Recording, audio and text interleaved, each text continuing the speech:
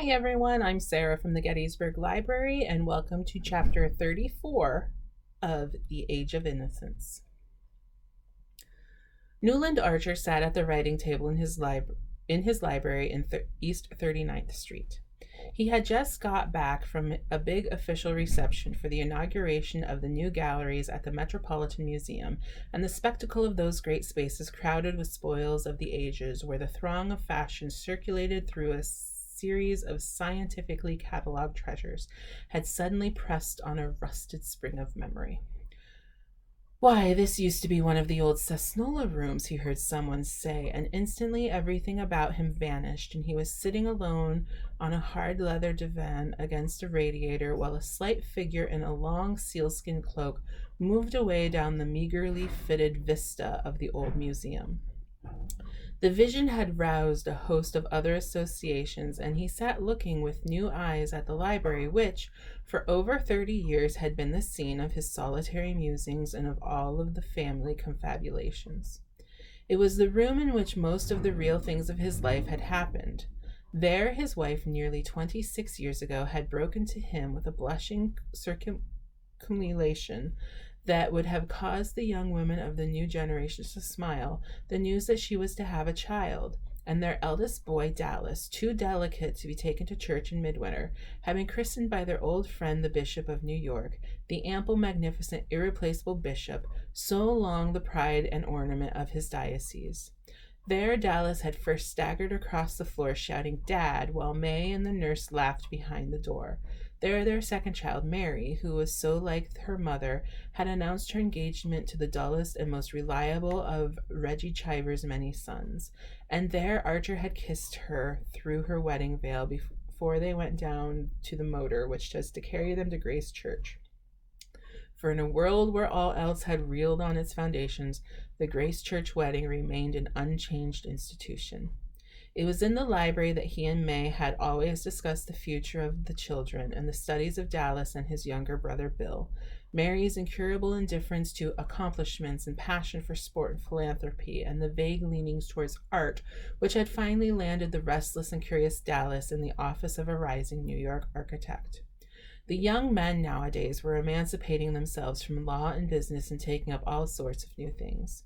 If they were not absorbed in state politics or municipal reform, the chances were that they were going for the Central American archaeology, for architecture or landscape engineering, taking keen and learned interest in the pre-revolutionary buildings of their own country, studying and adapting the Georgian types, and protesting at the meaningless use of the word colonial. Nobody nowadays had colonial houses except for the millionaire grocers of the suburbs.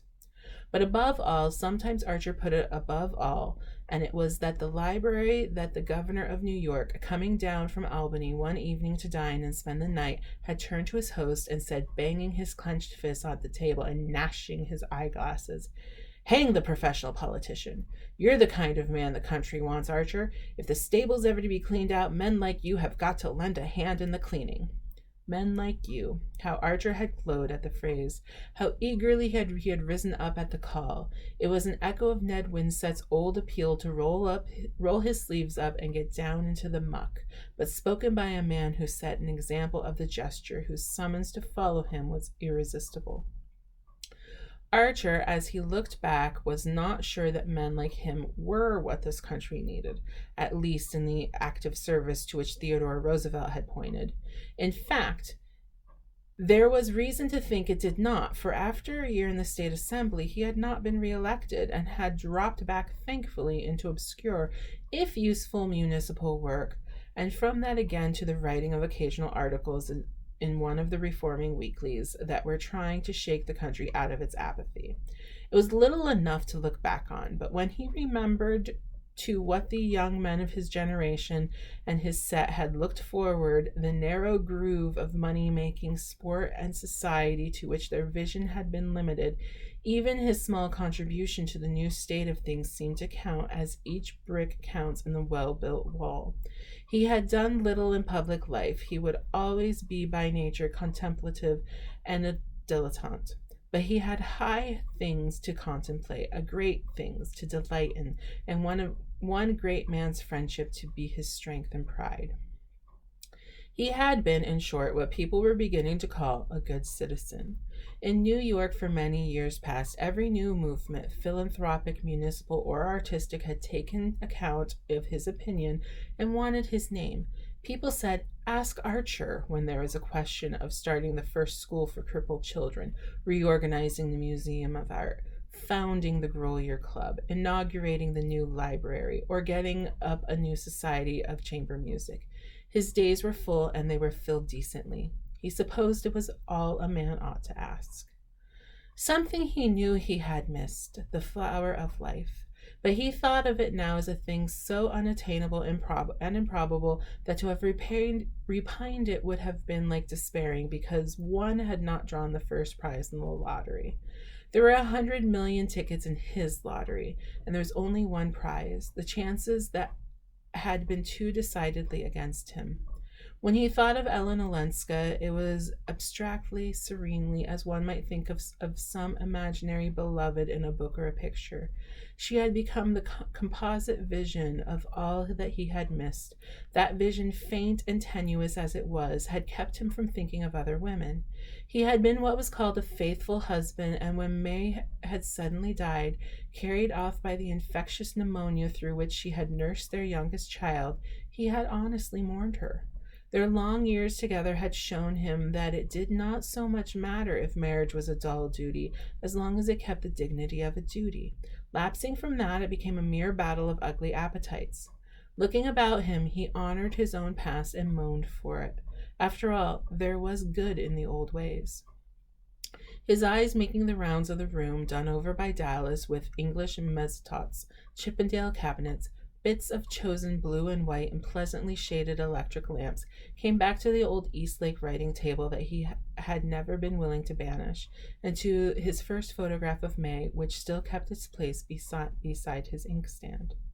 There she was, tall, round-bosomed, and willowy, in her starched muslin and flapping leghorn, as he had seen her under the orange trees in the Mission garden. And as he had seen her that day, so she remained, never quite at the same height, yet never far below it, generous, faithful, unwearied, but so lacking in imagination, so incapable of growth, that the world of her youth had fallen into pieces and rebuilt itself without her ever being conscious of the change. This hard, bright blindness kept her immediate horizons apparently unaltered. Her incapacity to recognize change made her children conceal their views from her as Archer concealed his. There had been from the first a joint pretense of sameness, a kind of innocent family hypocrisy, in which father and children had unconsciously collaborated. And she had died thinking the world a good place full of loving and harmonious household like her own, and resigned to leave it because she was convinced that, whatever happened, Newland would continue to inoculate in Dallas the same principles and prejudices which had shaped his parents' lives, and that Dallas, in turn, when Newland followed her, would transmit the sacred trust to little Bill, and of Mary she was sure as her own self, and so having snatched little Bill from the grave and given her life for the effort, she went contentedly to her place in the Archer vault in St. Mark's, where Mrs. Archer already lay safe from the terrifying trend which her daughter-in-law had never even become aware of.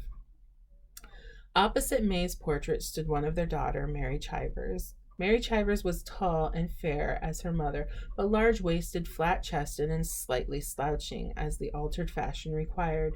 Mary Chivers's mighty feats of athleticism could not have been performed with the 20-inch waist that May Archer's azure sash so easily spanned.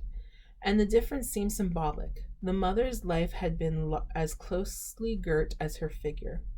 Mary, who was no less conventional and no more intelligent, yet led a larger life and more tolerant views. There was good in the new order, too. The telephone clicked, and Archer, turning from the photographs, unhooked the transmitter at his elbow. How far they were from the days when the legs of the brass-button messenger boy had been New York's only means of quick communication. Chicago wants you. Ah, it must be long distance from Dallas, who had been sent to Chicago by his firm to talk over the plans of Lakeside Palace they were to build for a young millionaire with ideas. The firm always sent Dallas on such errands. Hello, Dad. Yes, Dallas. I say, how do you feel about sailing on Wednesday? Marantina. Yes, next Wednesday, as ever is. Our client wants me to look at some Italian gardens before we settle anything, and has asked me to nip over on the next boat. I've got to be back on the 1st of June. The voice broke into a joyful, conscious laugh. So we must look alive. I say, Dad, I want your help. Do come. Dallas seemed to be speaking in the room. The voice was as nearby and natural as if he had been lounging in his favorite armchair by the fire. The fact would not ordinarily have surprised Archer, for long-distance telephoning had become as much a matter of course as electric lighting and 5-day Atlantic voyages. But the laugh did startle him. It still seemed wonderful that across all those miles and miles of country, forest, river, mountain, prairie, roaring cities, and busy and different millions, Dallas's laugh should be able to say, "Of course, whatever happens, I must get back on the 1st because Fanny Beaufort and I are to be married on the 5th. The voice began again. Think it over? No, sir, not a minute. You've got to say yes now. Why not? I'd like to know if you can allege a single reason. No, I knew it. Then it's a go, eh? Because I count on you to ring up the Cunard office first thing tomorrow, and you've better book a return on a boat from Marseilles. I say, Dad, it'll be our last time together in this kind of way. Oh, good, I knew you would. Chicago ran off, and Archer rose and began to pace up and down the room. It would be their last time together in this kind of way. The boy was right. They would have lots of other times after Dallas's marriage, his father was sure. For the two were born comrades, and Fanny Beaufort, whatever one might think of her, did not seem likely to interfere in their intimacy. On the contrary, from what he had seen of her, he thought she would be naturally included in it. Still, change was change, and differences were differences, and much as he felt himself drawn toward his future daughter-in-law, it was tempting to seize the last chance of his being alone with his boy. There was no reason why he should not seize it, except for the profound one that he had lost the habit of travel. May had disliked to move except for valid reasons, such as taking the children to the sea or in the mountains. She could imagine no other motive for leaving their house on 39th Street or their comfortable quarters at the Wellands in Newport. After Dallas had taken his degree, she thought it her duty to travel for 6 months, and the whole family had made the old-fashioned tour through England, Switzerland, and Italy. Their time being limited, no one knew why, they had omitted France. Archer remembered Dallas's wrath at being asked to contemplate Mont Blanc instead of Rheims and Chartres, but Mary and Bill wanted mountain climbing and had already yawned their way in Dallas's wake through the English cathedrals, and May, always fair to her children, had insisted on holding the balance evenly between their athletic and artistic proclivities. She had indeed proposed that her husband should go to Paris for a fortnight and join them on the Italian lakes after they had done Switzerland, but Archer had declined. We'll stick together, he said, and May's face had brightened at his setting such a good example to Dallas. Since her death nearly 2 years before, there had been no reason for his continuing in the same routine. His children had urged him to travel. Mary Chivers had felt sure it would do him good to go abroad and see the galleries. The very mysteriousness of such a cure made her more confident of its efficacy. But Archer had found himself held fast by habit, by memories, by a sudden startled shrinking from new things. Now, as he reviewed his past, he saw into what a deep rut he had sunk. The worst of doing one's duty was that it apparently unfitted one for doing anything else. At least that was the view the men of his generation had taken. The trenchant divisions between right and wrong, honest and dishonest, respectable and the reverse, had left so little scope for the unforeseen. There are moments when a man's imagination, so easily subdued to what lives in, suddenly rises above its daily level and surveys the long windings of destiny. Archer hung there and wondered. What was left of the little world he had grown up in and whose standards had bent and bound him? He remembered a sneering prophecy of poor Lawrence Lefferts uttered years ago in that very room. If things go on at this rate, our children will be marrying Beaufort's bastards. It was just what Archer's eldest son, the pride of his life, was doing, and nobody wondered or reproved. Even the boy's Aunt Janie, who still looked so exactly as she used to in her elderly youth, had taken her mother's emeralds and seed pearls out of their pink cotton wool and carried them with her own twitching hands to the future bride, and Fanny Beaufort, instead of looking disappointed at not receiving a set from a Paris jeweler, had exclaimed at their old-fashioned beauty and declared that when she wore them she would feel like an Isabey miniature. Fanny Beaufort, who had appeared in New York at 18 after the death of her parents, had won its heart, much as Madame Olenska had won it 30 years earlier. Only instead of being distrustful and afraid of her, society took her joyfully for granted. She was pretty, amusing, and accomplished. What more did anyone want? Nobody was narrow-minded enough to rake up against her half-forgotten facts of her father's past and her own origin. Only the older people remembered so obscure an incident in the business life of New York as Beaufort's failure, or the fact that after his wife's death he had been quietly married to the notorious Fanny Ring, and had left the country with his new wife and little girl who inherited her beauty. He was subsequently heard of in Constantinople and then in Russia, and a dozen years later American travelers were handsomely entertained by him in Buenos Aires, where he represented a large insurance agency. He and his wife died there in the order of prosperity, and one day their orphan daughter had appeared in New York in charge of May Archer's sister-in-law, Mrs. Jack Welland, whose husband had been appointed the girl's guardian. The fact threw her into almost cousinly relationship with Newland Archer's children, and nobody was surprised when Dallas's engagement was announced. Nothing could more dearly give the measure of the distance that the world had traveled. People nowadays were too busy with reforms and movements, with fads and fetishes and frivolities, to bother much about their neighbors. And of what account was anybody's past in the huge kaleidoscope where all the social atoms spun around the same plane? Newland Archer, looking out of his hotel window at the stately gaiety of the Paris streets, felt his heart beating with the confusion and the eagerness of youth. It was long since it had thus plunged and reared under his widening waistcoat, leaving him the next minute with an empty breast and hot temples. He wondered if it was thus that his son's conducted itself in the presence of Miss Fanny Beaufort, and decided it was not.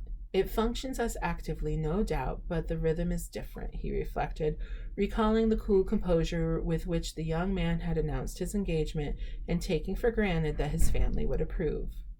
The difference is that these young people take it for granted that they're going to get whatever they want, and that we almost always took it for granted that we shouldn't. Only, I wonder, the thing one's certain of in advance, can it ever make one's heart beat as wildly? It was the day after their arrival in Paris, and the spring sunshine held Archer in his open window above the wide silvery prospect of the Place Vendôme. One of the things he had stipulated, almost the only one which he had agreed to come abroad with Dallas, was that in Paris he shouldn't be made to go to one of those newfangled palaces.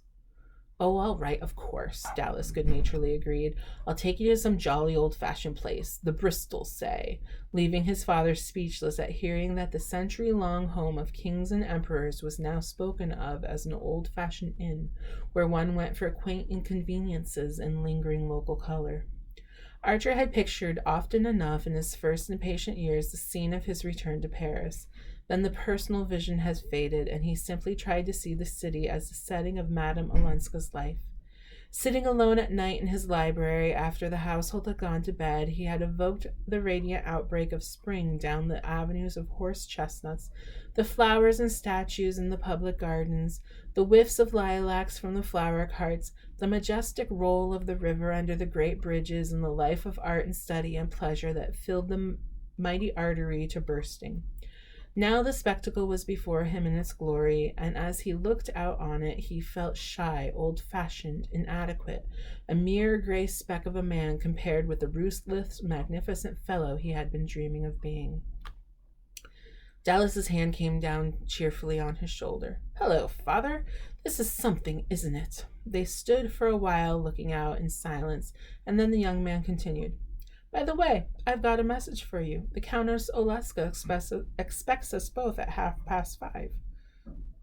He said it lightly, carelessly, as he might have imparted any casual item of information, such as the hour at which their train was to leave for Florence the next evening.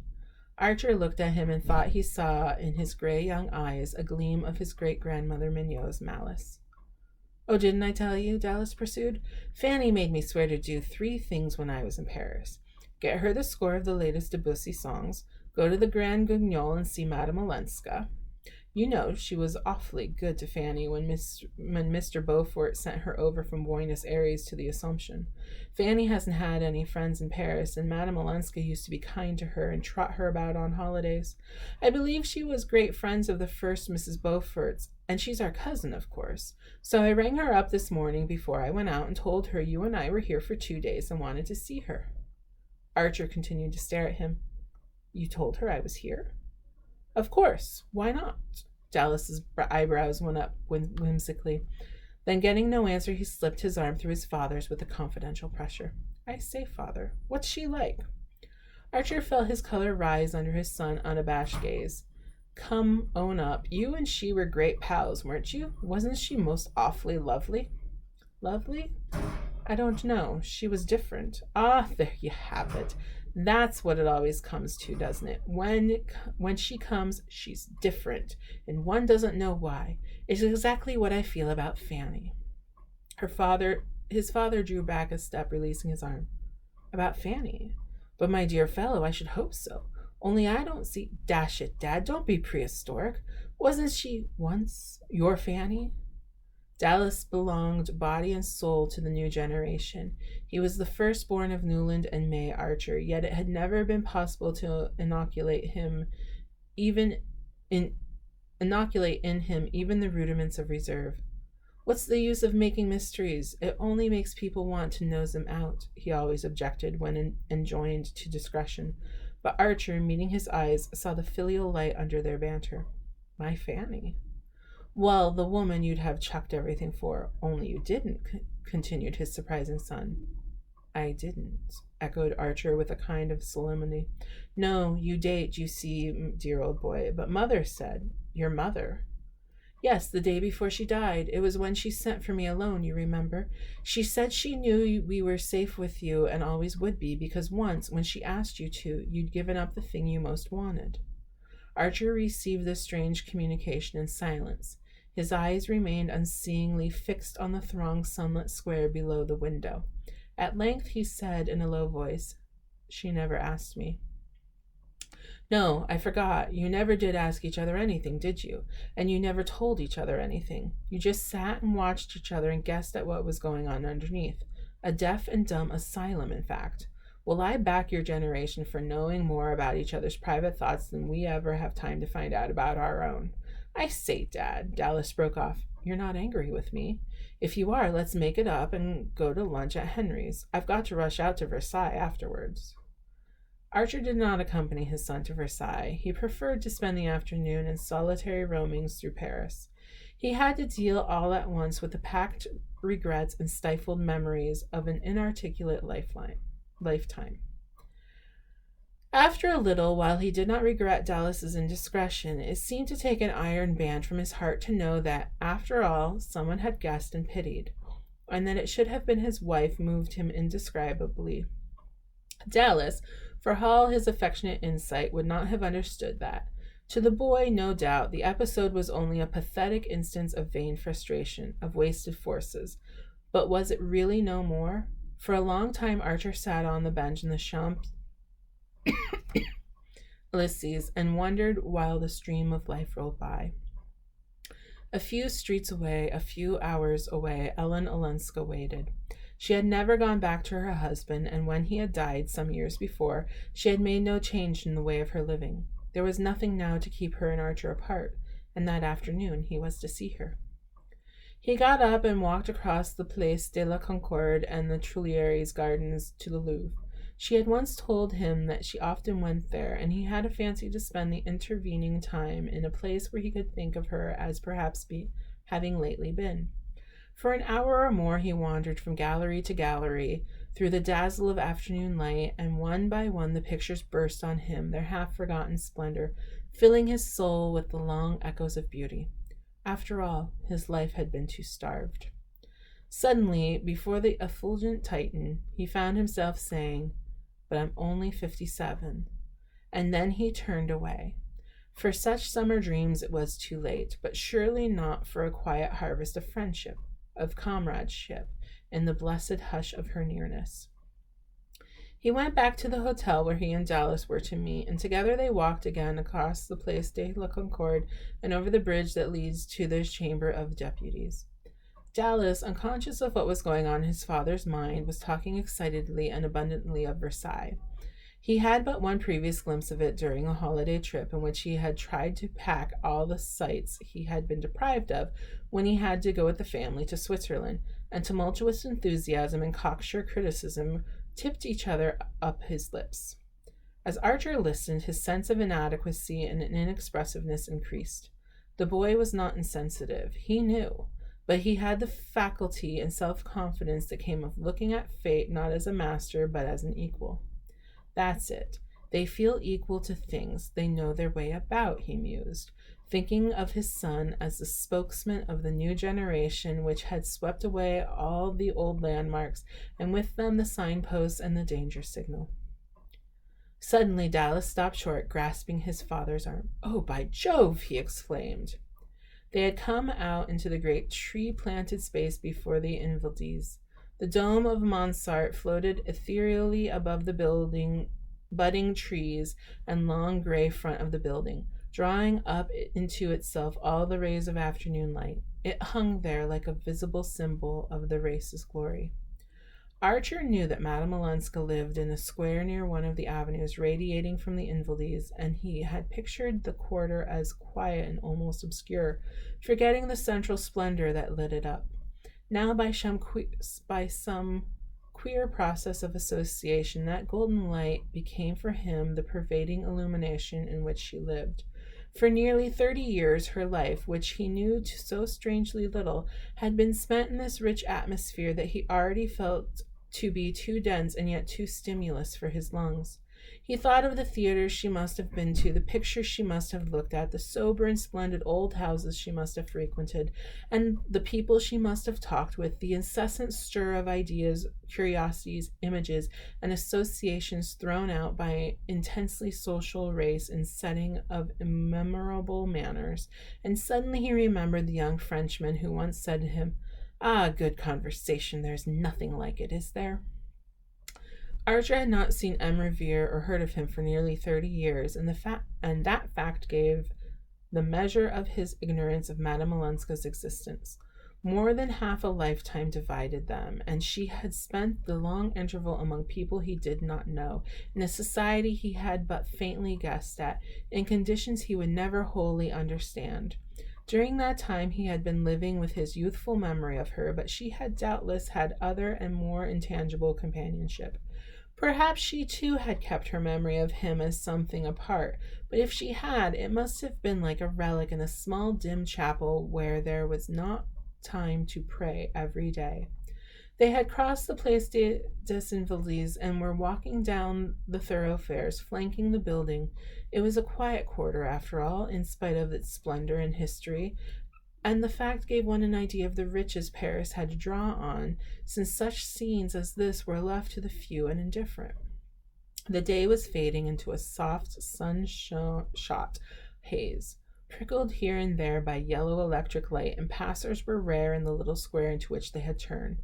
Dallas stopped again and looked up. "It must be here," he said, slipping his arm through his father's with a movement from which Archer's shyness did not shrink, and they stood together looking up at the house. It was a modern building, without distinctive character, but many-windowed and pleasantly balconied up its wide cream-colored front. On the upper balconies, which hung well above the rounded tops of the horse chestnuts in the square, the awnings were still lowered, as though the sun had just left it. "I wonder which floor," Dallas conjectured, and moving toward the porte du jour, put his head into the porter's lodge and came back to say, "The 5th. It must be the one with the awnings." Archer remained motionless, gazing at the upper windows as if the end of their pilgrimage had been attained. "I say, it's nearly 6, his son at length reminded him. His father glanced away at an empty bench under the trees. I believe I'll sit there a minute, he said.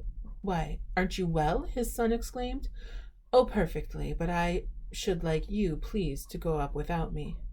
Dallas paused before him, visibly bewildered. But I say, Dad, do you mean you won't come up at all? I don't know, said Archer slowly. If you don't, she won't understand. Go, my boy. Perhaps I shall follow you. Dallas gave him a long look through the twilight. But what on earth shall I say? My dear fellow, don't you always know what to say? His father rejoined with a smile. Very well, I shall say you're old-fashioned and prefer walking up the 5 flights because you don't like lifts. His father smiled again. Say I'm old-fashioned. That's enough. Dallas looked at him again, and then, with an incredulous gesture, passed out of sight under the vaulted doorway. Archer sat down on the bench and continued to gaze at the awninged balcony.